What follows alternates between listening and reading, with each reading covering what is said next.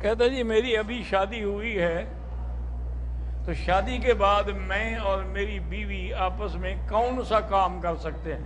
اپنے ابے سے پوچھ لینا، یہ مولوی سے پوچھنے کی کیا ضرورت ہے؟ یہ تم اپنے باپ سے پوچھنا کہ تم میری ماں کے ساتھ کیا کرتے رہے ہو۔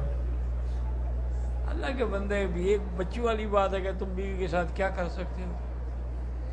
بیوی کے ساتھ جو ہے وہ ناجائز عمل نہ کرو، غیر فطری فعل نہ کرو، باقی تمہیں اجازت ہے۔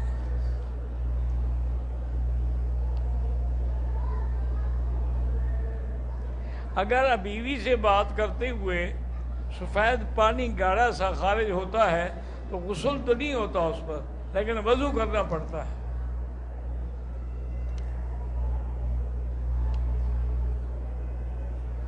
کہتے جی میری بھانجی ہے، اس کو سانس کی نالی میں کینسر ہو گیا ہے، اللہ معاف کرے، تو اس کے لیے دعا کہ اللہ سب کو شفا عطا فرمائے، ہر بیمار کو شفا عطا فرمائے۔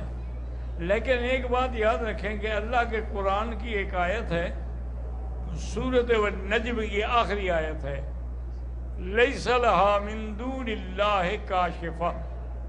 یہ آیت جو ہے اس کے دو طریقے ہیں، یا تو ایک ہی دفعہ 1001 دفعہ پڑھ کے پانی میں دم کر کے رکھ دیں، یا ہر نماز کے بعد 100 دفعہ پڑھ لیا کریں اور پانی میں دم کر کے اسی کو پلائیں۔ تو الحمدللہ کئی دوستوں کو میں نے یہ بات بتائی، اللہ نے اس آیت کی برکت سے ان کی بیماری کو ٹال دیا۔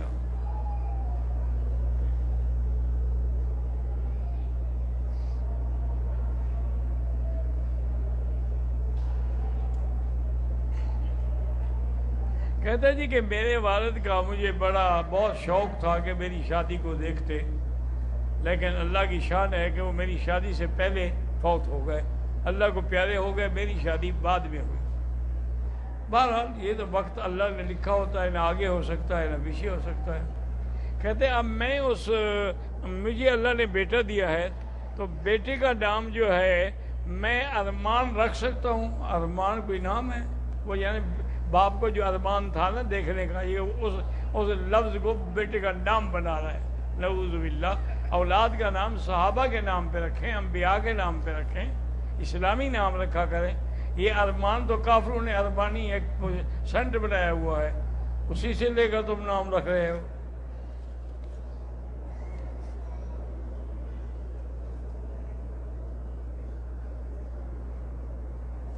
کہتے ہیں جی کہ پاکستان سے ہمارا تعلق ہے، کسی بندے نے ہم پہ کالا جادو کیا ہے، کیسے پتہ چلے گا؟ جب تمہیں پتہ نہیں چلے گا تو ہمیں کیسے پتہ چلے گا؟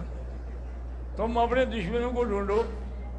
علاج یہ ہے کہ سورۃ البقرہ جو ہے گھر میں ایک تو تمہاری ٹیپ لگی رہے، 24 گھنٹے وہ چلتی رہے، اور دوسرا یہ ہے کہ سورۃ البقرہ پڑھ کے اپنے اوپر دم کریں، پانی پہ دم کر کے اپنے اوپر پئیں، تو انشاءاللہ اگر جادو ہے ختم ہو جائے گا۔ باقی کس نے کیا ہے تم اپنے دشمنوں کو جانتے ہو۔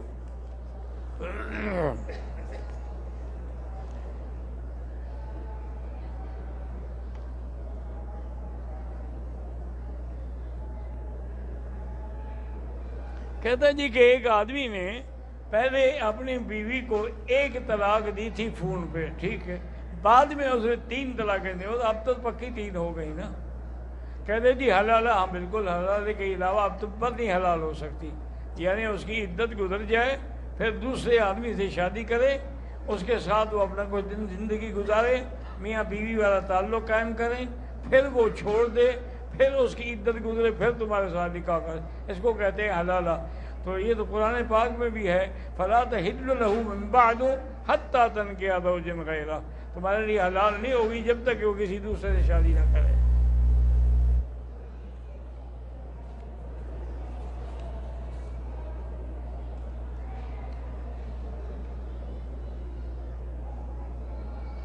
میری خالہ کی